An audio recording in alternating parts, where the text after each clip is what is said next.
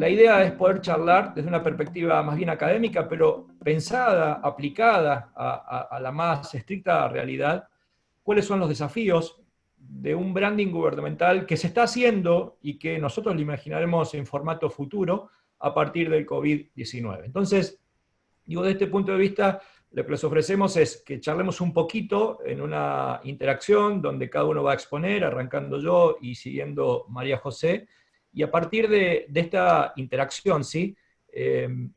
Poder dialogar incluso con ustedes, ¿no? Para ir viendo, yo diría, puntas o líneas a modo de hipótesis, con mucha humildad, ¿sí? Pero también con cierta audacia en el sentido de decir, y por lo menos hablo a título personal, de que muchas de las expresiones lejos están de una acción de futurología, incluso hasta de prospectiva, sino más bien son deseos, y por lo tanto, si me dispensan, y lo voy a ser muy honesto con esto que voy a decir, lo que quiero también hacer aquí es hacer lobby.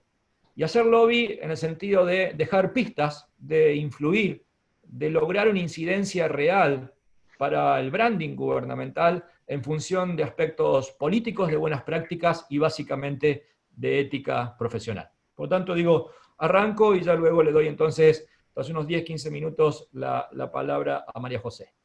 Lo primero que quisiera advertir es que ningún gobierno va a estar exento de cómo fue percibido en la gestión de la pandemia y sus consecuencias. Por lo tanto, en mi definición de lo que considero branding, el contexto es central.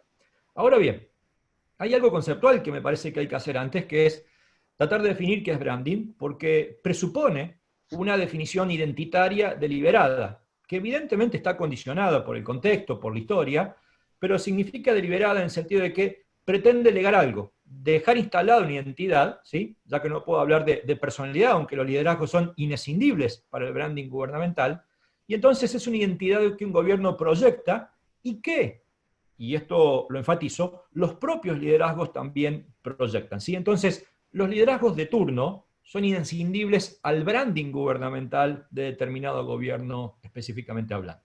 Entonces, el branding gubernamental va mucho más allá del sistema marcario, obviamente lo incluye. Incluye también su relato, que podría constituirse técnicamente en un mito de gobierno, ¿sí?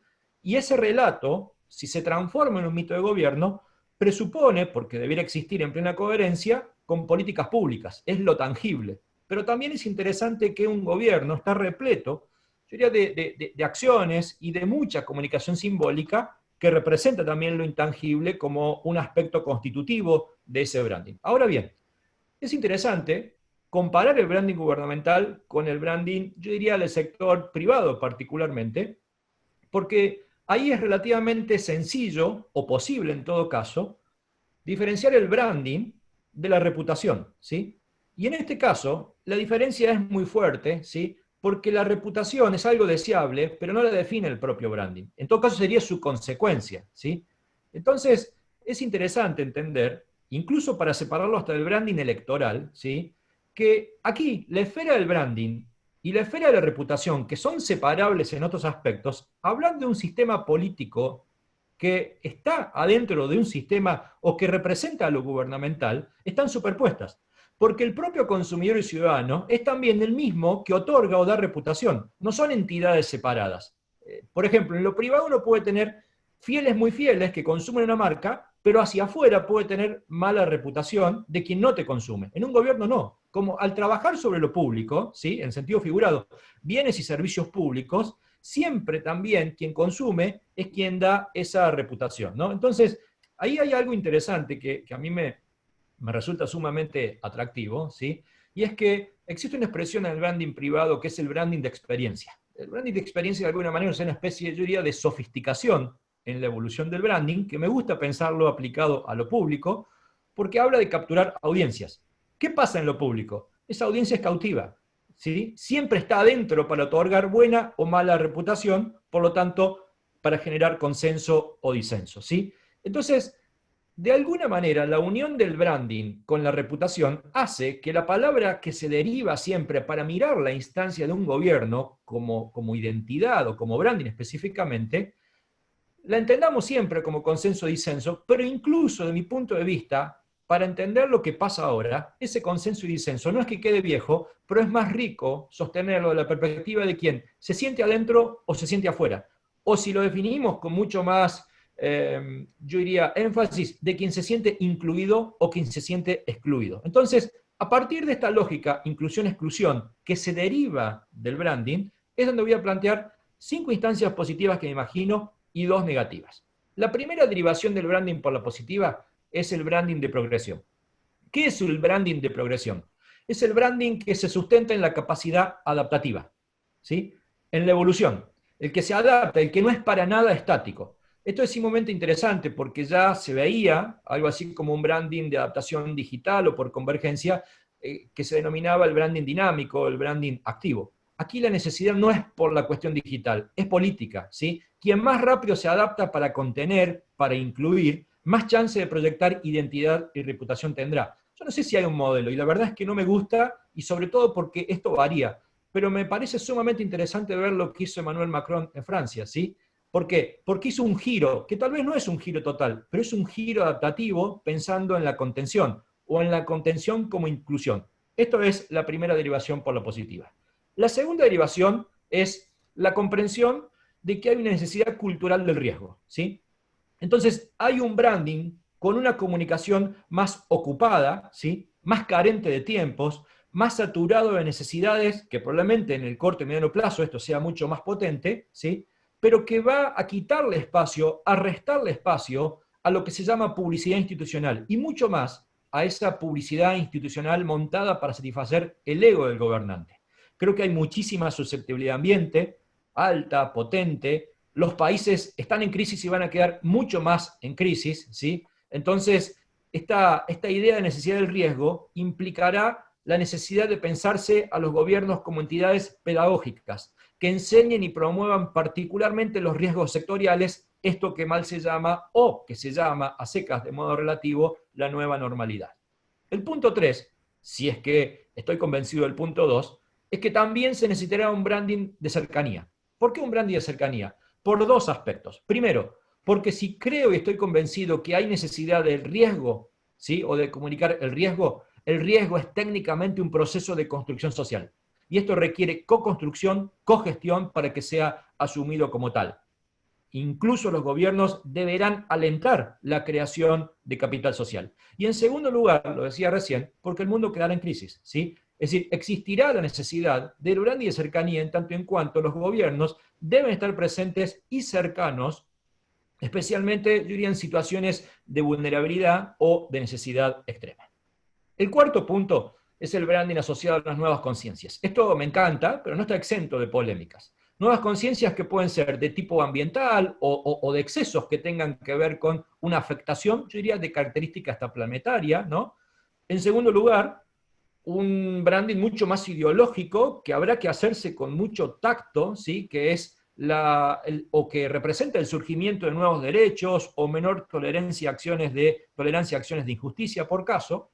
Y un tercer componente de estas nuevas conciencias o el branding de las nuevas conciencias, que son las necesidades organizacionales, incluso intraorganizacionales, como por ejemplo mayor expertise para la toma de decisión, la equidad de género como un componente real y simbólico simultáneamente a la hora de proyectar una imagen. Y el quinto elemento de una derivación por la positiva es que habrá un branding digital, ¿sí? Va a ser real y no forzado en estos días el tránsito de lo analógico a lo digital, y esto tendrá consecuencias en cómo un gobierno puede adaptarse, y por lo tanto me imagino y ojalá lo deseo, a pesar de que no puedo pronosticar que sea así, existirá de alguna manera una especie de branding, especialmente incluyendo las redes sociales, en donde las redes sociales sean para gobernar y no para, y perdón María José, pero es un término muy argentino, para pavonearse, ¿sí? Que es simplemente la satisfacción del ego a través de las redes sociales. Y 2 aspectos preocupantes, hay muchos más, pero me quedo con estos 2 que pueden ser, desde mi punto de vista, derivaciones por la negativa, ¿sí? 1, la tentación del branding como estado total omnipresente, ¿sí? Que más que un gobierno protector en crisis, los gobiernos, muchos tendrán la tentación de creerse gobiernos totales. Las tentaciones estadocéntricas, ¿sí? Expresión tan cara al sentimiento de la ciencia política latinoamericana. Me parece que esta visión puede de alguna manera darle una concepción estatal excluyente de lo privado o de lo comunitario organizado, y la veo como un peligro. Y el segundo elemento es una derivación por la negativa que implica pensar un branding de mucha politización reactiva. Lo imagino especialmente en gobiernos con altos desgastes o con necesidades electorales en situación de posible derrota. Es Trump hoy, ¿sí? Esto implica un fomento constante, casi diría de supervivencia, partiendo agua socialmente cada día más, exagerando y promocionando incluso las nuevas grietas ideológicas, y me parece que aquellos gobiernos por necesidad reactiva caen a o que pueden caer a esta mayor politización reactiva, seguramente estarán en procesos de conflictividad exagerada o frente a dinámicas confrontacionales permanentes, y me parece un riesgo. Por lo tanto, 5 acciones de branding o estilos o tipos o modos de un branding por la positiva y 2 por la negativa, sin reconocer, porque no tengo la más remota idea, cuál podría primar respecto a estas salidas, y probablemente todas en función de los distintos niveles de gobierno o de las distintas regiones. María José, tu turno. Muchas gracias, Mario. Buenas tardes, buenas tardes, buenos días a muchos de los que están ahí. Muchas gracias por estar ahí. Voy a comenzar agradeciendo a los organizadores que hayan pensado en que mientras hablamos los speakers podamos ver pues muchas de las caras y de las pantallas de las personas que nos siguen, porque no sé cuál será su experiencia, pero llevamos muchos webinars acumulados durante esta pandemia, durante este confinamiento, y con mucha facilidad hay que hablar a una pantalla y no se ve quién está siguiendo y cómo la intervención. Gracias por estar ahí, y gracias a Mario también por permitirme volver a contactar y a conectar con la Universidad Austral. Estaba haciendo el recuento. Yo la última vez que tuve contacto y que estuve ahí fue en el año 99, y desde entonces, siglo pasado, y desde entonces no había vuelto a conectar, así que gracias, Mario, por esto. Y gracias a la Austral por acogerme, y gracias, Mario, porque hay que aprovechar lo poquito de bueno que tiene esta tragedia, y algo de bueno que tiene es que nos da estos espacios de reflexión. Estamos todos en nuestras casas con una dinámica de trabajo diferente, y quizá nos está propiciando esta situación un poquito más de reflexión. Al menos yo estoy tratando de hacer reflexión sobre la comunicación política en esta situación, en este contexto, y te agradezco, Mario, la cuestión que tú traes hoy sobre la mesa, la que has propuesto, porque a mí me ha llevado a hacer una consideración con un ángulo nuevo, que es lo que quiero compartir con ustedes hoy. Claro, lo que tenemos sobre la mesa es cuál es el futuro del branding de gobierno, y en lo que ha dicho Mario hay muchos puntos de conexión con lo que yo voy a decir, pero lo voy a poner de esta manera. El branding, el hacer marca de gobierno, es prometer a los públicos qué es lo que les voy a proporcionar. La marca es la promesa, la reputación es el reconocimiento de que se ha cumplido de si la promesa se ha cumplido o no. Por tanto, yo en mi reflexión y en lo que voy a plantear, lo voy a pensar desde esta perspectiva. ¿Qué capacidad tiene el gobierno post-COVID de hacer una promesa a sus públicos de proporcionarles algo? ¿Qué capacidad tienen los gobiernos de, en post-COVID, prometer algo? Y permitidme que comience dando un dato, se puede decir así, y es que hace 2 días, antes de ayer, 1 de junio, el Gobierno de España reportó 0 muertos. 0 muertos. Este era un dato verdaderamente anhelado. Llevamos ya 81 días de confinamiento, donde hemos llegado a tener casi 1000 muertos diarios. ¿Os podéis imaginar cuánto anhelábamos el día en el que el gobierno pudiera decir hay 0 muertos? Bueno, pues la noticia de antes de ayer no fue por fin 0 muertos. La noticia fue, ¿seguro? ¿Es creíble que de los muertos son 0? Porque por cómo el gobierno de España y en general los gobiernos han manejado los datos, es muy razonable tener sospecha al anuncio de hay 0 muertos. Es muy razonable plantearse dudas de verdad que son 0 muertos? No habrá por error de cuenteo, porque no se les ha comunicado los muertos, porque no se han tenido en cuenta los fallecimientos de las residencias de ancianos. Es muy razonable que ante ese anuncio la reacción sea no me la puedo creer tan fácilmente. Y esta es la gran pregunta, el gran desafío que a mi juicio hay que poner sobre la mesa cuando nos preguntamos qué capacidad de prometer tienen los gobiernos en estado post-COVID. ¿Por qué? Estoy de acuerdo con lo que has dicho, Mario. La gestión de la COVID va a tener efectos sobre cómo los ciudadanos juzgan a los gobiernos. Y, desde luego, como hayan percibido la competencia o no competencia en esta gestión de la crisis, pues va a tener también efectos electorales. Por tanto, ¿qué capacidad tienen los gobiernos de prometer en un contexto post-COVID?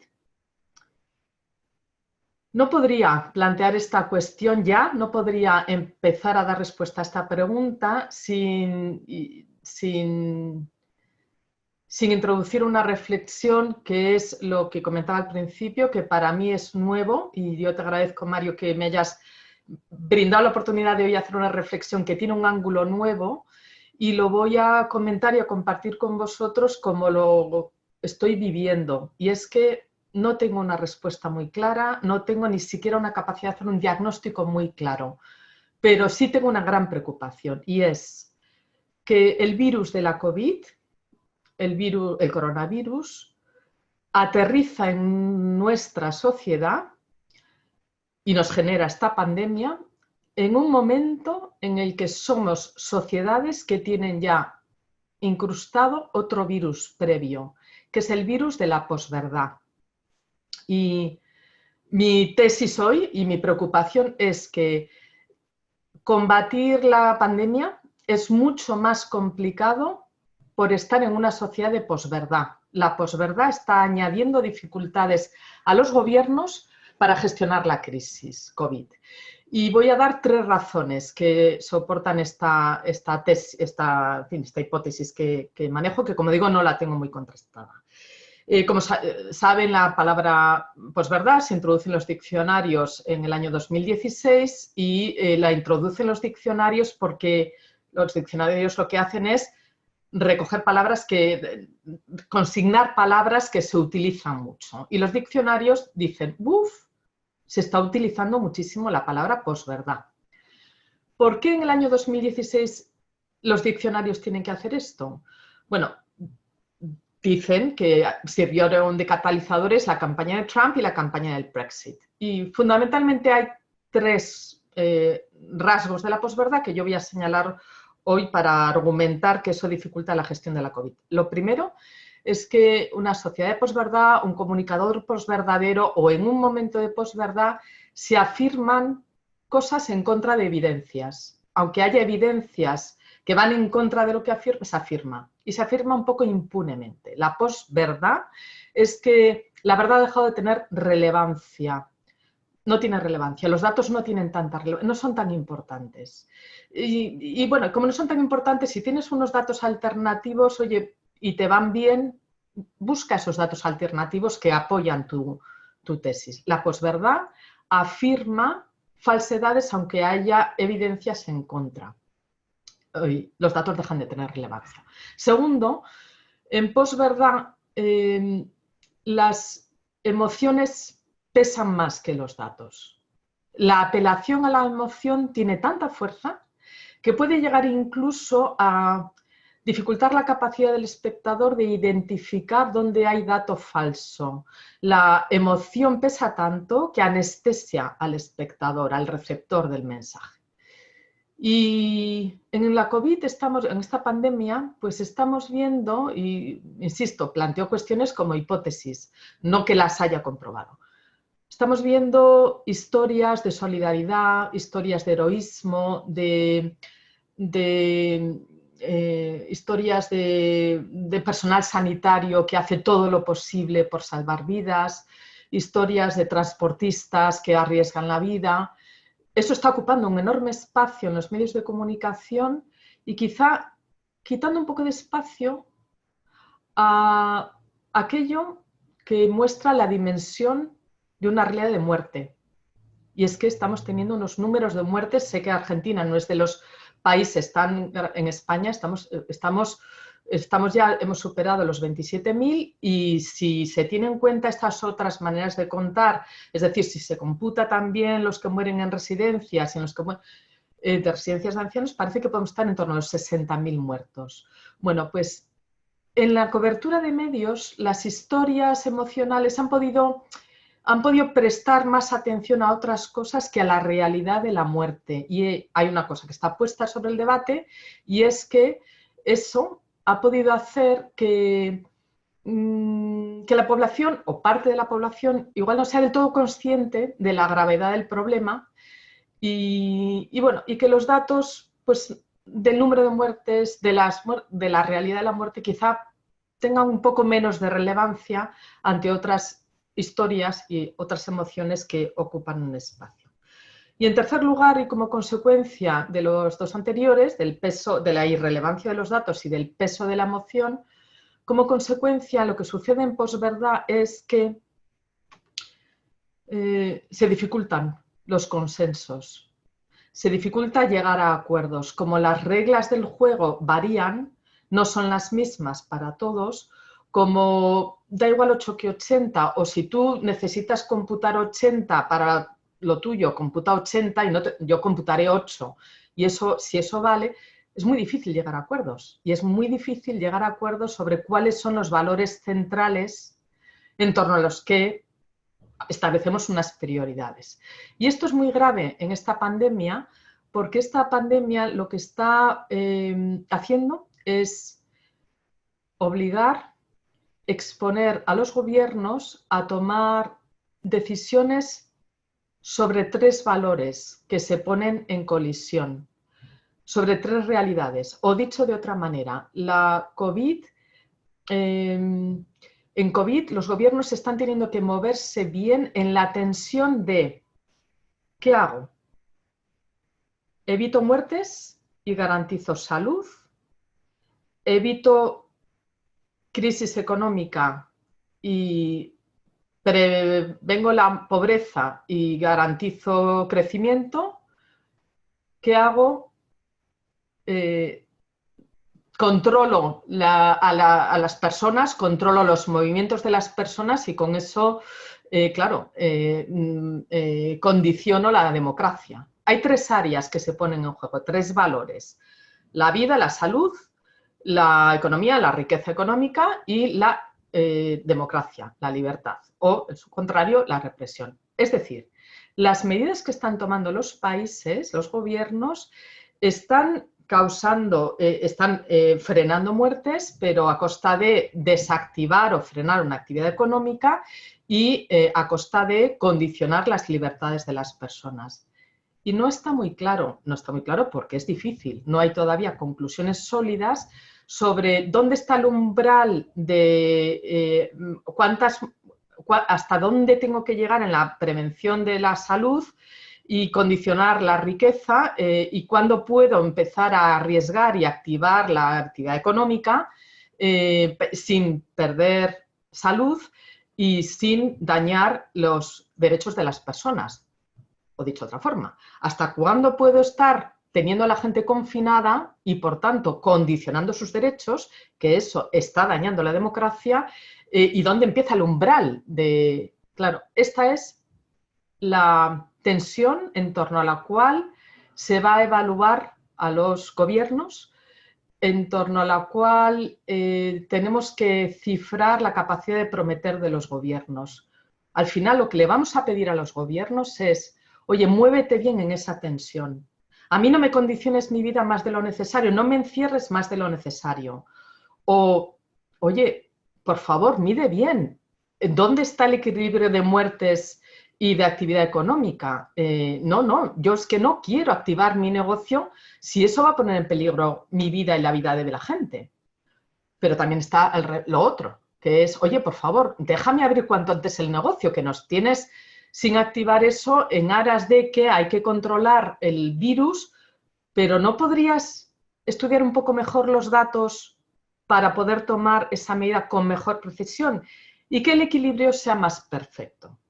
Evidentemente, esta crisis nos ha descolocado a todos, evidentemente esta crisis es la madre de todas las crisis y yo por eso, bueno, en fin, y creo que sería muy ruin hacer una evaluación de los gobiernos de manera rápida y pasar por la piedra a los gobiernos, por la piedra del manual de crisis, de, oye, que no diste la rueda de prensa a las 2 horas de tal.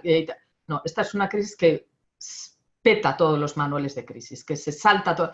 Y por tanto, a las personas que nos dedicamos a esto tenemos que introducirnos en esto con una actitud de exploración y yo me atrevo a decir con esto que creo que la capacidad de promesa de los gobiernos, la capacidad de prometer algo y de prometer que van a proporcionar salud, crecimiento económico y democracia, va a estar en torno, y voy a decir 4 ideas, y por tanto 4 atributos de esa promesa en la que creo que debería trabajar un gobierno en su branding. Una, el manejo de datos. Los gobiernos, su capacidad de prometer algo va a tener que ver con su capacidad de gestionar los datos y de gestionarlos bien. Y cuando digo de gestionarlos bien, no me refiero solo a si son transparentes o no, porque yo estoy convencida que muchos de los errores de los datos no se deben a que haya un deseo de un gobierno de ocultar datos, se debe a la dificultad tan enorme que está teniendo el manejo de datos en esta crisis. O dicho de otra manera, esta crisis nos revela que tenemos que avanzar mucho más en el Big Data, en el análisis de datos y en unir el Big Data a la toma de decisiones. Y desde luego es que, en fin, ahora lo voy a decir y voy a pedir disculpas si en algún momento me sale un tono un poco irónico, porque lo que estamos manejando son tragedias. Pero es que, no, es muy descorazonador que un gobierno diga: uy, no, ahora hay que sumar 5.000 muertos, que no los habíamos contado hasta ahora. O no, es que ahora son 0, pero no sabemos, a lo mejor mañana tenemos que decir, claro, tenemos que los gobiernos, y por tanto, una de las capacidades de prometer va a tener que ver con la capacidad de gestionar bien los datos, de tener buenos análisis de Big Data y de tener, y creo que esta es otra cosa que se pone sobre la mesa, una buena reflexión sobre lo que es la transparencia.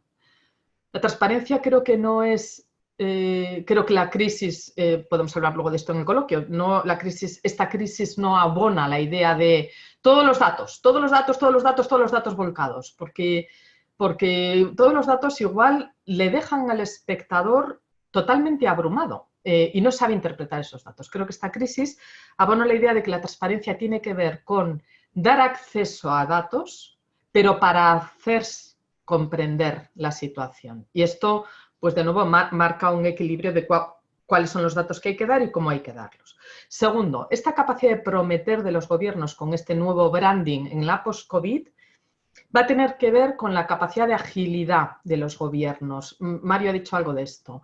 Cuando digo agilidad, quiero decir la capacidad de gestionar a 2 bandas. La banda de lo inmediato, de lo de hoy es que tengo que frenar las muertes. Pero la banda del medio plazo y del largo plazo, que es que tengo, ojo, que reactivar la actividad económica, que garantizar la democracia, y por tanto, eso requiere una enorme flexibilidad y capacidad de analizar lo inmediato en el contexto del largo plazo, y que lleva consigo también la capacidad de agilidad para valorar las decisiones locales de este ayuntamiento, de este país y de esta región y de este mundo, las decisiones locales, digo, con el contexto global. Tercero, la capacidad de prometer de los gobiernos va a venir determinada por su capacidad de hacer alianzas. Lo ha mencionado también Mario, algo relacionado, pero esta es, yo me voy a atrever a decir, es la primera vez, creo, que los gobiernos tienen que decir y pueden decir, sí, en esta crisis, lo que haga cada persona verdaderamente importa. Porque esta crisis, solucionar esta crisis, ha pasado por lograr, porque los gobiernos hayan logrado que su mensaje convenza al ciudadano de que si sale tiene que mantener 2 metros de distancia. Y basta con que una persona no mantenga los 2 metros de distancia para que el índice de contagio ese día suba. Y es que sí, es verdad, es la primera vez que sí, lo que cada granito de arena que pueda poner cada una de las personas va a ser muy relevante para la solución de la crisis. Y por tanto, en esto no importa solo lo que hagan los sanitarios, no importa solo lo que hagan los transportistas, no importa solo lo que hagan los vendedores en los establecimientos comerciales o en los dispensadores de alimentos, sino lo que hagan todos y cada uno de los ciudadanos. Por eso, ¿qué capacidad tienen los gobiernos de hacer alianzas? Y bueno, y esto podemos hablar en el coloquio, pero a mí me parece interesante que de los estudios que están saliendo, de las encuestas que están saliendo, los gobiernos que están más altos en evaluación ciudadana son gobiernos, son líderes que están siendo capaces de incorporar a otros partidos en las soluciones. Sé que en esto Argentina está en una situación muy diferente a la española. En España empezamos con un consenso casi unánime en las medidas y hemos ido evolucionando y cada vez hay una mayor fragmentación en las social y política en las medidas. Por último, esta capacidad de promesa tiene que ver con la capacidad que tengan los gobiernos de entender una sociedad que, aunque solo sea por obligación, se ha digitalizado un poco más. Todos en esta pandemia hemos aprendido alguna habilidad tecnológica más. Cuando menos hemos asistido a unos cuantos webinars, hemos tenido que dar una clase, hemos tenido que ver las notas de los hijos a través de internet, hemos tenido que hacer llamadas, en fin, hemos organizado reuniones familiares a través de la red. Es una sociedad que sale un poquito más familiarizada con la red. Y esto va a cambiar hábitos, pero no dentro de un año, es que ya dentro de una semana, de 2, porque para empezar, por ejemplo, en España, los profesores estamos teniendo que reconfigurar todos los programas docentes teniendo en cuenta que la mayor parte o una buena parte de lo que antes hacíamos presencial lo vamos a hacer online. Eso te cambia una sociedad. Y, por tanto, el gobierno que tenga capacidad de entender, de leer esa sociedad y hacia dónde va, de anticiparse, por tanto, a las tendencias y a la evolución, creo que es un gobierno que va a poder prometer mejor. Y quien no sea capaz de entenderlo, pues su promesa va a ser menos creíble.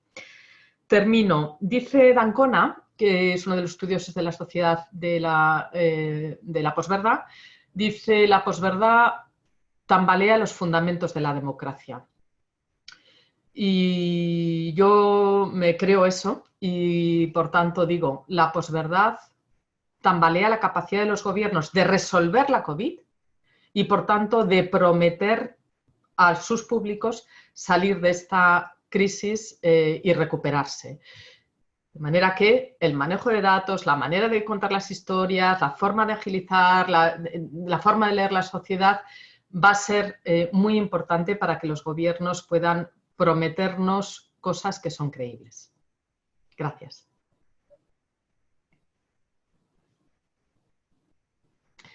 Mari, creo que te tienes que desmutar.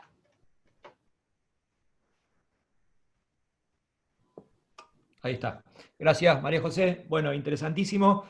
La verdad que uno de los desafíos para pensar esto, y sobre todo cuando uno piensa el futuro, es salir de una dualidad que, de mi punto de vista, sí existe. Así como muchos han negado la dualidad entre economía y salud, y para mí sí existe porque orienta, por lo menos en periodos cortos de toma de decisión, recostarse más sobre una política pública que otra, y las tensiones que hay en el mundo creo que pasan por esa dualidad que sí existe, y pido disculpas por esta afirmación. también creo que existe una dualidad que es un poquito más peligrosa, porque, no sé si más peligrosa, pero por lo menos hace ruido aquí en el mundo académico, que es caer a posturas más optimistas o más pesimistas, ¿no? Algunos dicen, aquí cambió todo, todo lo que viene va a ser distinto, aprenderemos, y la verdad es que no sé, ¿no? Lo digo repetidamente y creo que es profusa la cantidad de evidencia empírica y sobre todo incluso de quienes estudian crisis, particularmente los escritos de crisis como Sandelius, como Boyne, como Arendt, por citar grandes autores, que determinan básicamente que en la experiencia comparada tras las crisis no hay aprendizaje, ¿sí? O el aprendizaje es discreto, o lejos está de ser una experiencia óptima y buena, ¿sí? Que más bien lo que hay son reacciones aceleradas, yo diría como contraste de un pasado malo, de un pasado reciente, y no derivada de un contexto donde el aprendizaje sea el motor de ese cambio. Entonces, la verdad es que yo estoy muy cerca de esa postura, creo que es la primera vez, quizás porque expresé mi deber barra querer ser, incluso haciendo asimetría entre 5 proposiciones por la positiva y 2 por la negativa. Ya esa misma asimetría refleja una idea de que ojalá que las cosas mejoren, pero la realidad es que me hago trampa y me hice trampa, y también leo de tus dichos, María José, una expresión más pesimista que optimista, más allá de que entendemos, le reclamamos, imaginamos capacidades de gestión diferentes para reaccionar tras esa crisis, hay un contexto complicado, hay un contexto adverso, y no tan solo por la cuestión derivada de la posverdad, sino que el contexto derivado de la posverdad genera un exceso de emotividad, genera, como también evidencia empírica es enorme, un enorme tribalismo, valga la redundancia, ¿sí? En donde uno se siente parte de una tribu, particularmente antes de que un sistema democrático o antes de una sociedad, y me parece que esto, siendo realista, yo sacándome la careta del lobby de lo que quiero que pase, efectivamente no es sencillo, ¿sí? Porque básicamente le pondría como título a esto, que lo tomo de tus palabras, pero tiene que ver también con una introducción que decía, y es difícil llegar a acuerdos, ¿sí? O sea, este sería el título de lo que sigue, de esta conferencia, o si escribiera un artículo, es difícil llegar a acuerdos. Entonces, me parece que también hay un reconocimiento que tiene que ver incluso con ciertos liderazgos que se evidencian como buenos liderazgos, como más allá de políticamente correctos, sino también efectivos, en donde tampoco la gestión, a diferencia de otra época, salvo algunos contextos no democráticos o de democracias iliberales, si es que vale la expresión, tampoco es momento de machos cabríos gestionando. Digo, de esta idea del superhombre que se hace presente en un momento, que se refleja en la vieja concepción también machista de la comunicación de crisis o de la gestión de crisis, que es el concepto piloto de tormenta, ¿sí? Me parece que acá hay una gestión que requiere una organización ciudadana para gestionar, que requiere una colaboración, y me parece que quizás esto es producto de qué? De que no estamos frente a alguna crisis cualquiera, sino una crisis que, aunque pase, deja un riesgo vivo, ¿sí? Y esta necesidad del riesgo vivo, del riesgo latente, obliga a pensar que, saliéndonos de las crisis, nuestro marco teórico de gestión de la comunicación de gobierno, del branding gubernamental, se sitúa en la esencia del riesgo. Y el riesgo es básicamente colaborativo. Y el riesgo básicamente implica horizontalidad. Y el riesgo implica cogestión. Por lo tanto, me parece que es interesante reconocer, y fíjense que además de que me peleo con las visiones súper optimistas, me peleo también hasta con las concepciones de género de un machismo exacerbado, que entiende que lo que viene requiere pilotos de tormenta fuertes, cuando en realidad se necesitan acciones colaborativas preferentemente. Y estas acciones colaborativas son no tan solo para generar consenso multinivel, como gran parte de los gobiernos arrancaron, que muchos lo van perdiendo o se va erosionando ese consenso multinivel, sino básicamente para generar consenso ciudadano. Entonces, hay ese tacto político en la generación de un futuro branding, nunca exento de polémicas ideológicas, será muy complejo, insisto, por la susceptibilidad, sobre todo, no tan solo de lo que pasó, que es dolorosísimo, 30.000 muertos en España, digo, por citar un 27.000, es muchísimo, 500 en Argentina es muchísimo, 100.000 en Estados Unidos es muchísimo, una persona es muchísimo, y eso es doloroso, pero sino que además del duelo, las sociedades van a tener que vivir en el marco de una gestión de un riesgo colectivo. Entonces la fragilidad va a ser total en un contexto donde además hay esto que decíamos, que es desinformación constante, qué es emotividad constante, qué es tribalismo constante. Fíjense qué interesante, independientemente de estar a favor o en contra de posturas, cuando uno ve los niveles de aprobación del gobierno de Argentina, si soy muy pesimista lo ubico en 60%, y soy muy optimista en encuestas digitales en 80%, si buscara un punto medio debe estar en cerca del 70% de aprobación del gobierno nacional. Pero cuando uno mira los canales de televisión masivos, por caso, ve un desacople tan fuerte entre una agenda muy crítica y condicionante respecto de una mayoría que está ausente de esa agenda. Ahora, el gobierno tampoco puede permanecer ignorando esa agenda y por lo tanto forma parte también de una conflictividad impuesta. Una de las preguntas hace un rato era qué opino de, aquí en Argentina hay toda una polémica, María José, sobre la palabra infectadura. Digo, ya di mi posición públicamente, es una palabra absolutamente descontextualizada, horrorosa a mi punto de vista, pero me sirve como ejemplo para demostrar que independientemente de cuántos firmen o cuántos apoyen la expresión infectadura, ¿sí? Técnicamente genera un problema en donde un tribalismo puntual compite frente a mayorías y la competencia siempre es desleal, porque ya no importa, o fíjense en el caso del racismo, ¿no? Hoy fue el trending topic mundial una mujer que se quejaba de los que promueven el hashtag Black, ¿cómo era? No me acuerdo el nombre del hashtag, obviamente en contra del racismo. Porque decía, yo llegué. Entonces, que de alguna manera también tú lo decías, María José, en el caso español, como una historia individual, como un grupo con alto nivel de radicalización, como historias particulares compiten contra mayorías.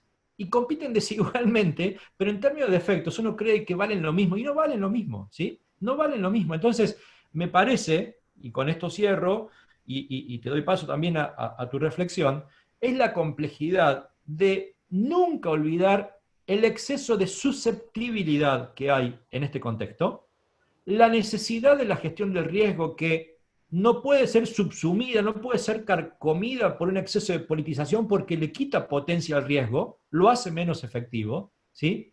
Y una dificultad donde uno hace así y se enciende una llama. Y este es el gran problema, ¿no? Entonces, aquellos liderazgos que se crean con el poder del siglo pasado, vuelvo a insistir, que yo los defino como machos cabríos gestionando, sin la necesidad de generar consenso, creyendo que cada acto parte aguas y la gente va atrás de ellos, no existe más. Están absolutamente desafiados esos tipos de liderazgo y me parece que esto también va a predefinir un modo de branding gubernamental y un modo de liderazgo dentro de ese gobierno. Muy bien, gracias, Mario.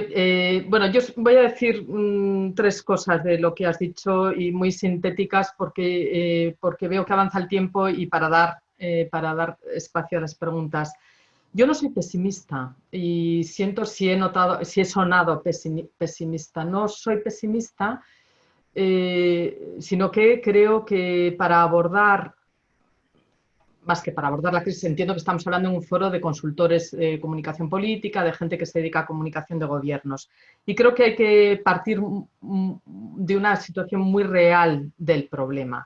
Y el retrato que he hecho de cómo la posverdad afecta me parece importante a la hora de proponerse acuerdos.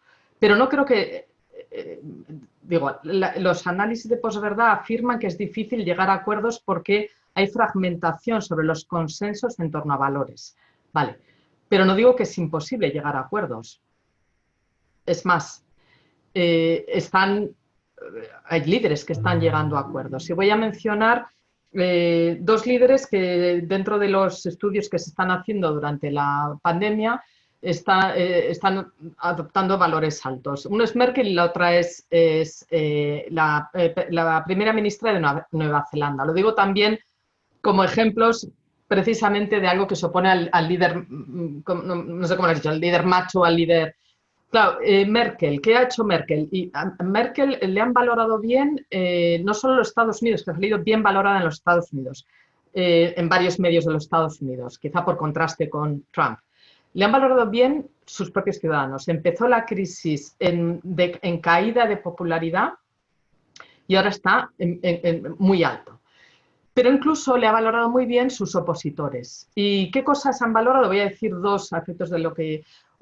una que trata que habla con mucha serenidad y con rigor.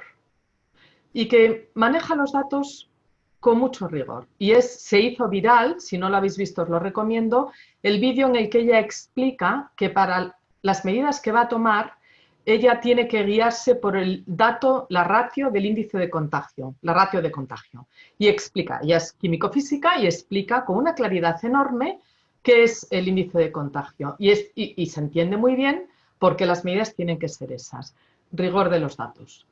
Y dos, se ha valorado de ella, y me parece muy interesante en un foro como este, el que tiene la el que muestra que está enfocada no en sacar rédito político de la gestión, sino es resolver el problema. Y el rédito parece enfocada en el problema. A lo mejor está buscando también el rédito político, pero eso no se nota. Si lo hace, no se nota. Y creo que esto es muy importante porque esto revela que hay que hay posibilidad de llegar a acuerdos, de llegar a consensos, porque al final, si te enfocas en el problema, entonces realmente buscarás aquello que mejor lo resuelve.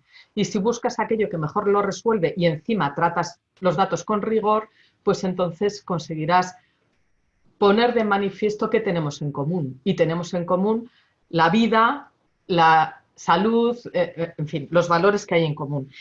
Segundo, la segunda idea que quería decir a lo que has dicho, pero vaya por delante bueno, es que yo no me atrevo a decir si hay o no dualidad entre salud, economía y democracia. No me atrevo porque no hay datos todavía que nos permitan hacer una afirmación sólida sobre eso. Es más, han circulado estudios que demuestran que precisamente aquellos países que mejor han combatido la muerte, son los que han combatido mejor la pobreza. Hay algunos estudios que han circulado sobre eso. Entonces, y tampoco no sé qué valor se le puede dar y, en fin, estamos tan cerca del origen de la crisis que todavía es un poco difícil poder hacer afirmaciones rotundas sobre eso, o al menos yo no me atrevo. Pero eso me lleva a decir que entiendo muy bien que cualquier consultor de gobierno, cualquier consultor de comunicación política, a la hora de recomendar algo a su jefe sobre el branding y sobre su capacidad de prometer algo, se vea en la tensión de esta medida, qué beneficios tiene y qué perjuicios tiene y cómo los valoramos. Y lo que vas a tener que poner en la balanza es salud, economía y democracia. Y la tercera idea que quería decir es, a ver si las sé decir, yo creo que lo que estoy aprendiendo en esta crisis, estoy aprendiendo muchas cosas y trato con mucha frecuencia de plantearme qué me está aportando a mí esta crisis. Pues, por ejemplo, que ahora me manejo un poquito mejor con la red. ¿Y qué estoy aprendiendo de comunicación política? Pues a mí esta crisis me está llevando a ver todavía con más claridad el que la comunicación política ha de tener una estrategia contingente. Es decir, me pasa a mí, os pasará a los que dais clase, que muchas veces preguntan los alumnos, oye, ¿qué recetarías o qué recetas para hacer un plan de comunicación de una ley? Pues hombre, depende de qué ley, depende de quién sea el gobierno, depende de quiénes sean los beneficiados por esa ley. Yo como mucho lo que te puedo decir en esta clase, lo que te puedo decir en este taller es pautas de funcionamiento, pero que luego tú tendrás que llevarlo al caso concreto y ver cuáles son los datos concretos. Aquí es que nunca más que ahora es verdad eso de que una misma receta no es válida para todos los momentos y para todos los países. Los países están haciendo cosas diferentes y con resultados diferentes. Y por tanto, esto a mí me lleva a concluir que a la hora de estudiar la comunicación política, de enseñar la comunicación política, de dirigir una tesis sobre comunicación política, tenemos que ser capaces de ir más a las pautas, a los principios que nos capaciten para cómo adaptarlo en esta situación concreta, para cómo llevarlo a esta contingencia. Que al final tenemos que ser capaces de leer la contingencia, leer el contexto y aplicar el principio. Creo que estas son las tres cosas que quería decir. Bien, Lisette. perfecto. Ahora, si les parece bien, vamos a leer algunas preguntas del chat, que fueron bastantes, bastantes en privado también llegaron. Un poco retomando lo último que decían los dos, preguntan que cuando una sociedad está saturada de información tecnológica, ¿cómo se hace para que la comunicación gubernamental llegue a la sociedad? Y de la mano de esa pregunta hay una que es bastante parecida, que dice, ¿cómo hace un gobierno para comunicar su gestión políticamente hablando y por otro lado cumplir con la agenda que los medios están imponiendo? María José, ¿quieres arrancar? A ver, sí, de la primera pregunta, a ver, lo que voy a decir es que ¿cómo hacer que los gobiernos hagan llegar su mensaje a una sociedad tan tecnologizada o más tecnologizada? Bueno, yo creo que la situación se le pone mejor al gobierno, porque el que sea una sociedad que esté con mayor capacidad de recibir mensaje a través de la red le da más posibilidades al gobierno de llegar directamente al ciudadano y ya no va a depender un poco menos del embudo de los medios tradicionales, que ha sido el paradigma habitual que hemos tenido las oficinas de comunicación de los gobiernos. ¿Cuál ha sido la actividad central de las oficinas de comunicación de los gobiernos? La relación con los medios de comunicación, la rueda de prensa, la nota de prensa, porque es el embudo de mi mensaje pasaba a través de ahí. En la medida en que los ciudadanos tienen más posibilidades de acceder a la información sin necesidad de pasar por los medios tradicionales y, por tanto, en la medida que yo gobierno tengo más posibilidades, pues ya no estoy tan condicionada por el embudo. Pero voy a decir algo más. Esta crisis muestra que, como he dicho antes, que lo que hagan los ciudadanos es muy importante para la resolución de la crisis. Por tanto, pone sobre la mesa con más intensidad el desafío que estamos teniendo en las administraciones públicas en el desarrollo tecnológico, que es que no tenemos que usar las redes solo para informar, para darte mi mensaje, sino para lograr que con esa información el ciudadano se incorpore en la gestión pública. Y entonces, creo que la capacidad de promesa, de nuevo, del branding de los gobiernos va a depender de cuánto los gobiernos consigan incorporar las redes sociales, la tecnología, para que el ciudadano se convierta también en provisor del servicio público. Que al usarlo, ¿quién mejor que los usuarios del servicio público tienen información sobre cómo mejorarlo? Y cualquier desarrollo tecnológico que nos ayude a las administraciones públicas a incorporar eso me parece bueno. Y la segunda no me acuerdo, te la paso a ti. Bien. De alguna manera, el estudio del Gobernauta que había hecho hace 4 años en toda América Latina daba por resultado esto, ¿no? Que el concepto Gobernauta técnicamente no existía y que más bien el ejercicio tecnológico o la transformación tecnológica o digital de un gobierno iba orientado mucho más al aspecto publicitario. Me parece que uno de los desafíos básicamente es un proceso de limpieza, y este proceso de limpieza tiene que ver con jerarquización de contenidos útiles, por así decirlo.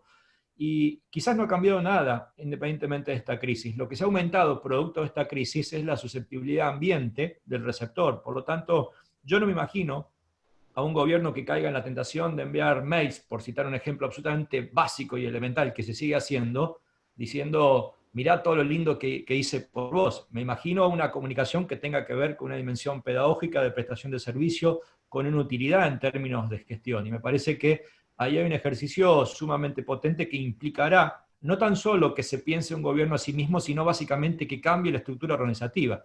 Uno de los serios problemas para responder a esta pregunta, yo diría, es no tan solo en pensarla de un gobierno hacia afuera, sino básicamente de pensarlo de un gobierno hacia adentro, que es cómo se reestructura un gobierno para responder a esta pregunta sumamente interesante. Y me parece que por ahí pasa el desafío, porque si el gobierno es inconmovible respecto a esta crisis, literalmente no ha cambiado nada. A los 3, 4, 6 meses seguramente todo vuelve en igualdad de condiciones. Creo, insisto, que la susceptibilidad de ambiente seguramente va a modificar ciertos parámetros. Argentina tuvo un caso sumamente interesante para citarlo como algo chico y grande a la vez, y que no podemos juzgar todo como blanco o negro, que fue una publicidad que todavía está al aire en medios digitales y está en toda la vía pública en Argentina, donde tiene una cosa sumamente rescatable y una cosa sumamente criticable. Hay una parte de una nueva campaña que dice que la gente o los comerciantes tienen acceso a un crédito cero o los monotributistas a un crédito 0%, lo cual me parece fantástico, pero hay otra donde el gobierno dice el gobierno le paga el 50% del sueldo a los empleados, donde el gobierno es como que saca pecho y dice aquí estoy yo dándote. Y esa generó una molestia enorme, no tan solo en la oposición, sino en gente que incluso era beneficiaria de esa medida. Entonces, es un ejemplo muy chiquito, pero anticipatorio de lo que puede venir respecto a que aquellos gobiernos que creen que el branding gubernamental es hacer publicidad diciendo, mira todo lo que te doy, me parece que va a ser seriamente puesto en cuestión para ir a una cuestión donde la centralidad tiene que ver con un gobierno útil, ¿sí? Con un gobierno que te respalde, con un gobierno que te haga la vida un poquito más fácil frente a un cúmulo de dificultades que son más que obvias. Perfecto. Esa respuesta viene bárbara para esta pregunta que acercaron más temprano, que preguntan si es necesario crear un marco legal para la administración del branding político público en redes sociales, citando un poco lo que pasó y lo que pasa en Estados Unidos con Trump y en México con López Obrador. ¿Quieres que arranque, María José, y te doy el pie? Muy bien. Bien. Yo soy un partidario y defensor en varios lugares, sé que hay algunas personas que me han escuchado aquí, de lo que llamo las respuestas. A ver, María José hace un rato habló de los gobiernos ante la excepcionalidad, ¿no? De la capacidad de reacción. Y a mí me gusta pensar eso a través de dotar a los gobiernos de capacidades y habilidades, y no necesariamente de protocolos rígidos, producto de la enorme cantidad de novedades que se suceden, que haría quedar viejo a cualquier protocolo rápidamente. Pero estas capacidades y habilidades tienen que ver con pensar aún cosas polémicas. Dentro de ellas, a mí me encanta mucho los sistemas de emergencia temprana, y por lo caso, cuando uno mira a Nueva Zelanda, uno mira el liderazgo de su primer ministro, pero en realidad se olvida de ver que gran parte de lo que hizo Nueva Zelanda en términos comunicacionales estuvo dado por el aprovechamiento del sistema de emergencias ante tsunamis, que fue volcado literalmente a un sistema de comunicación que te llegaba a tu propia intimidad vía celular, bueno, insistir, muy equivalente a lo que sucede particularmente con el sistema de FEMA, la Agencia de Emergencias en Norteamérica, o las alertas Amber, etcétera, etcétera, que en parte rompen la tranquilidad de tu privacidad e intimidad para comunicarte algo de suma importancia. A mí eso, quizás frente a algún órgano colegiado con participación de la oposición, me encantaría que exista, la verdad es que me encantaría, pero ayer pasó algo que me hizo repensar eso, exactamente ayer. Veo el tweet de la alcaldesa de Washington, donde vía un sistema de emergencia, le anuncia a todos sus habitantes que la ciudad entraba de toque de queda frente a los manifestantes, y el tono usado fue básicamente para desacreditar o deslegitimar a los manifestantes en Washington. Vía un sistema de alerta temprana, y la verdad es que me jodió, me molestó, y mucho. Y entonces, esto implica que los sistemas de emergencia conectados a situaciones de desastre o de riesgos me parecen sumamente interesantes, con un control multipartidario me parece sumamente necesario, pero ya cuando uno pasa a acciones que tienen que ver con lo que vemos preferentemente en países asiáticos, democráticos y no democráticos, incluyo a Corea por caso, más lo que vimos en China, más lo que vimos en Singapur, por citar 3 ejemplos notables, la verdad es que me hace un ruido tremendo respecto a lo que puede suceder aquí en la región, ¿sí? Entonces, digo, me preocupa, ¿sí? Tratar de entender que una cosa es capacidades y habilidades, una cosa son protocolos con fuerte control, y otra cosa es un gobierno que hacia adelante tenga una displicencia plena para actuar, ¿sí? La verdad es que hay una distancia considerable, y pensar en leyes rígidas hoy, y a esto va la respuesta, me parece inconducente. Pensar en regulaciones sí me parece importante. Por ejemplo, hoy me encantaría básicamente que una regulación prohíba la comunicación publicitaria centrada en la persona en Argentina o en muchos países, como hay algunas otras experiencias. Me encantaría, básicamente, ¿para qué? Para que se priorice la comunicación de riesgo y no la comunicación, yo diría, de autopromoción. Entonces, me parece que las regulaciones son posibles, me parece que son posibles en tanto y en cuanto garanticen protocolos de equilibrio y control interno para la toma de decisiones, ¿sí? Pero tampoco es que cualquier definición hoy la tengamos que pensar que sea válida a 10 o 20 años. Me parece que muchas definiciones tienen el criterio de excepcionalidad, o si se quiere, como me gusta usar, son definiciones híbridas, ¿sí? Que puedan cambiarse, que puedan adaptarse en un periodo, si se quiere, de normalidad, pero también es importante no dejar pasar, porque quizás el periodo de normalidad llega de aquí a 10 años y estamos 10 años en un limbo total. Sí, creo que la pregunta tiene dos ángulos, entiendo yo, dos áreas. Una, ¿cuál es el control que puede tener el gobierno de la información, el control del particular, de las libertades particulares? Porque efectivamente cualquier sistema de seguimiento del contagio va a suponer que el gobierno tenga control de dónde estamos y tenga información nuestra. Y con esto voy a lo que decía antes. Yo creo que eso, parte de la tensión que tienen que lidiar los gobiernos ahora es cómo me muevo para salvar vidas y preservar la salud con la economía y con las libertades. Y las medidas que se están tomando para combatir la COVID están efectivamente controlando y dañando libertades. Entonces, ese es un ángulo, entiendo yo, pero el otro es la... Pues si habría que tener regulado, digamos, el gasto en comunicación que tiene un gobierno. Y yo, por los estudios que hemos hecho sobre comunicación de gobiernos en distintos países, uno de los aspectos que vimos es hasta qué punto los sistemas jurídicos, sistemas constitucionales, están realmente evitando que haya comunicación de autobombo, que los gobiernos utilicen recursos públicos para comunicación, lo que se llama, bueno, has dicho tú antes, pavoneo, en español le decimos autobombo, para hablar de las bondades de... Y yo creo que la COVID ha puesto de manifiesto que las oficinas de comunicación de los gobiernos no están todavía bien organizadas, bien estructuradas, y que conciben todavía la comunicación de una manera muy de te informo y te cuento lo bien que lo hago. Pero es que la comunicación es mucho más que la publicidad. Hay otras muchas tareas de comunicación en las que hay que gastar dinero, en las que hay que poner presupuesto y que van mucho más allá del advertising, del anuncio. Por ejemplo, esta crisis pone de manifiesto que los gobiernos tienen que hacer más esfuerzo por hacer unos buenos planes de comunicación de crisis. Es que se ha puesto de manifiesto que esos planes de comunicación de crisis, esos manuales de crisis no estaban tan bien escritos, tan bien contrastados, tan bien consolidados. O, por ejemplo, con toda, y ya doy un paso y aquí lo dejo, pero yo tengo desde hace tiempo pues un run ahí, que es que los gobiernos se tienen que gastar más dinero en recursos intangibles en el sector público. Construir confianza, construir participación ciudadana, construir transparencia, y con toda la Agenda 2030 de sostenibilidad de la ONU, y además si añadimos la COVID, todo esto pone por delante el desafío de si realmente los gobiernos van a invertir dinero en generar valor intangible en las administraciones públicas para implementar la Agenda 2030.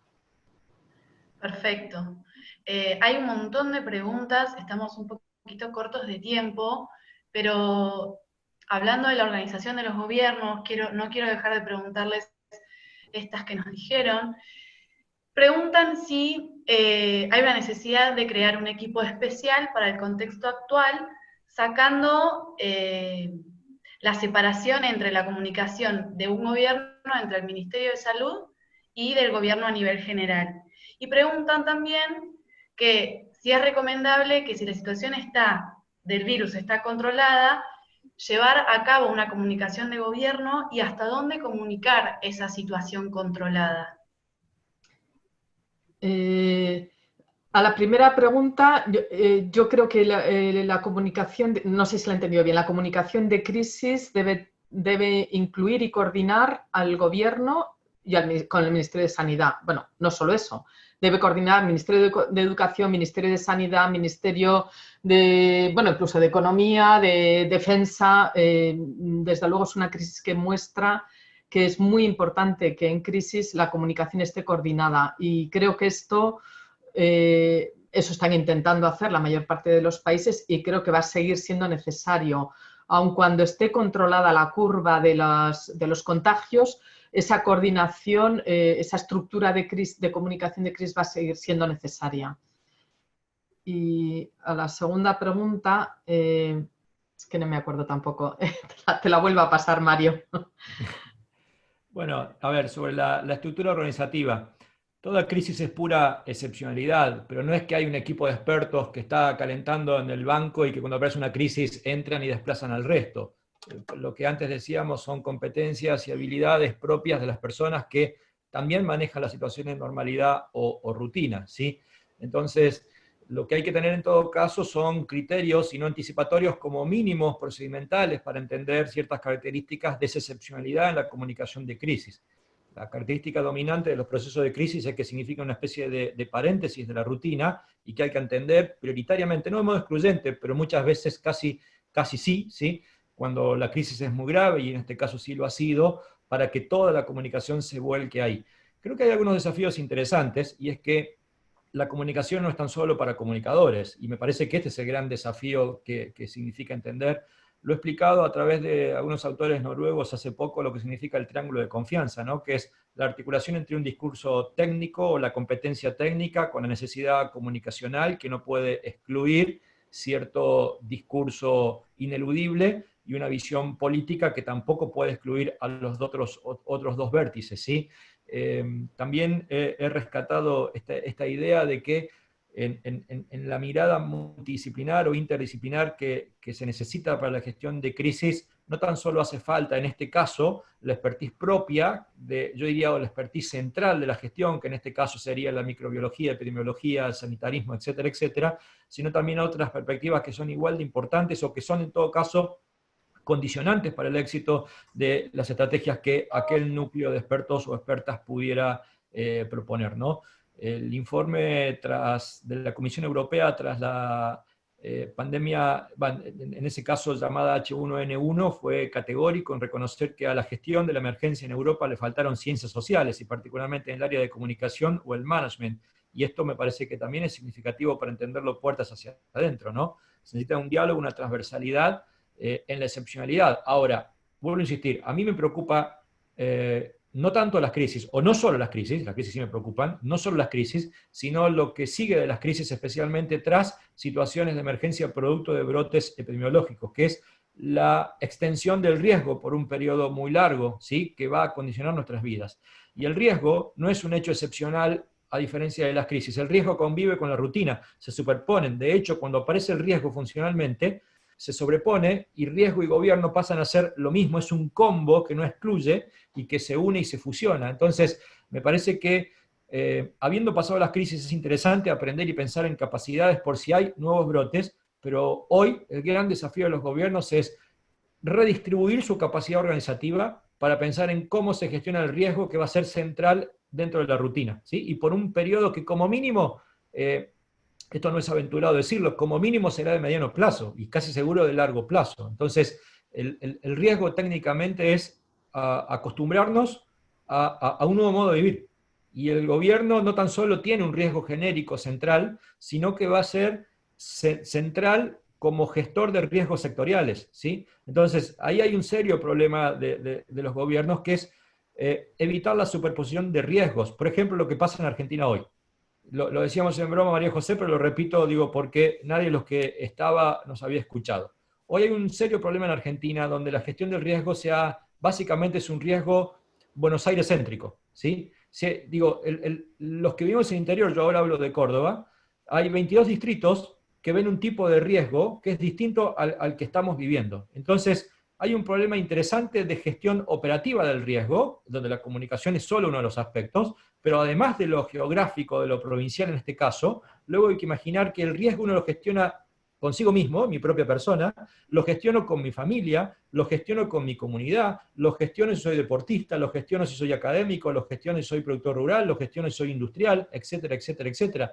Esta convivencia de múltiples riesgos requiere de un parámetro organizativo que es inaudito, que nunca, ninguno de nosotros vivos tuvo semejante superposición de riesgos. Entonces, esto es lo que digo que va a inundar o saturar la comunicación gubernamental de rutina y que va a requerir un trabajo sumamente arduo y estable que no lo imaginábamos donde el riesgo pasa a ser rutina, y ya no al lado de crisis, sino rutina, ¿sí? Incluso cuando la crisis, ojalá, pase y haya acabado o haya sido clausurada.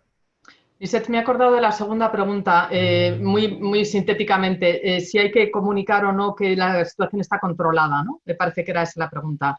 Creo, como decía antes, yo no tengo recetas, pero sí el principio pauta de que cuando un gobierno comunica, siempre, y en crisis más, y en esta todavía más, es importante gestionar bien las expectativas, es decir, decir que se puede esperar. Y, por ejemplo, lo que los gobiernos han estado diciendo, nos queda todavía lo peor, hasta que no lleguemos al punto en el que no hemos alcanzado todavía el punto de inflexión. Eso es gestionar expectativas. Pero gestionar expectativas implica también decir qué ha pasado con aquello que tú dijiste que iba a pasar. Y por tanto, ya hemos llegado al punto de inflexión, ya estamos superando el punto, ya hemos pasado el pico. Y creo que eso, en ese sentido, sí es bueno decir cuándo se alcanza aquello que tú has dicho que iba a pasar o que había que esperar. Pero siempre teniendo en cuenta que el riesgo de cuando tú comunicas logros, el riesgo es que mines la reacción respecto a esos logros. Si tú dices que esto está controlado, puede generar que la gente reduzca las precauciones. Perfecto. Agrego esto que decía María José, evidentemente este es el problema del riesgo. El riesgo no tiene fin, ¿sí? El riesgo es constante y hay que mantenerlo. No significa que haya que profundizar el miedo de modo infinito, pero sí hay muchas acciones en torno a ese miedo / riesgo que hay que mantener. La recomendación, particularmente de los órganos especializados, la literatura de la OMS realmente es muy rica en recomendaciones de esta naturaleza y recomienda que nunca hay que dar por acabado un proceso, porque uno puede acabar lo que llamamos el proceso operativo, pero hay otro proceso político que tenga que ver con la discusión, el debate o la rendición de cuentas que puede quedar abierto, y cuando los dos procesos, el operativo y el político, alguno de los dos queda abierto, evidentemente la crisis puede seguir y puede ahondar el riesgo. Yo diría que llegar a situaciones, incluso la OMS en esto también es muy clara, recomienda establecer rangos, ¿sí? No fechas tope, rangos que implican variabilidad, movilidad, y cuando se cumple o se satisface un rango que permite pasar a otra instancia, a otro rango, a otra fase, lo que fuere, sí es importante comunicarla, dejarla clara, pero lo que se evita, y ni siquiera pensando en la OMS, en general en la literatura, en la comunicación de crisis, es algo así, el punto final a modo de celebración. Digo, me parece que eso es una irresponsabilidad, mucho más en un riesgo que, como decía, va a quedar latente, y en lo personal me costaría mucho recomendar a alguien llegar a instancias de decir punto cero, o se acabó, o se terminó, o ganamos, ¿sí? En términos bélicos, como lamentablemente hoy se usa. Me parece que eso sería bastante imprudente. Bien, perfecto. Siguen cayendo preguntas. Creo que todos estaríamos toda la tarde con esto, pero ya la última, súper cortita, y vamos cerrando porque nos quedamos sin tiempo de verdad. En 5 oraciones, si cada uno en realidad, Mario y María José, nos pueden decir una opinión personal, básicamente es de si la exposición de los gobernantes como gestores de crisis es positiva o negativa. Si está siendo positiva ahora lo que están haciendo. ¿Creen que la exposición del gobernador como gestor de crisis, quien sea el gobernador, es positiva o negativa a su imagen? Vale. Sí, una pregunta muy interesante. En crisis, sintético, en crisis, el gobernante no puede no aparecer, tiene que aparecer. ¿Cuánto? Depende del caso, del tipo de crisis, etc. No hay que olvidar que los ciudadanos tendemos a atribuir la responsabilidad de tratamiento de un problema se la atribuimos a aquel líder público que aparece más visible en relación con el problema. Y por eso hay que regular la visibilidad. Y por eso hay que combinar la visibilidad política, la visibilidad del gobernante, con la visibilidad técnica, la presencia de mandos técnicos que dan respuesta más técnica a las preguntas.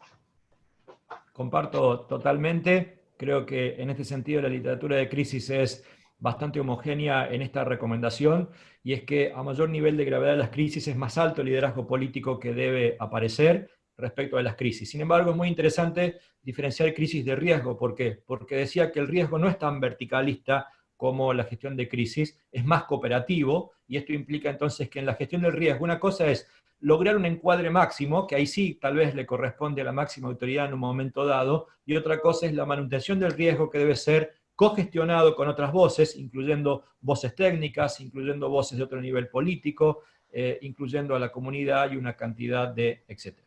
Bien, bueno, entonces ya nos hemos excedido de lo pautado. María José también tiene un compromiso. Gracias a todas, a todos por haber sido parte de esto.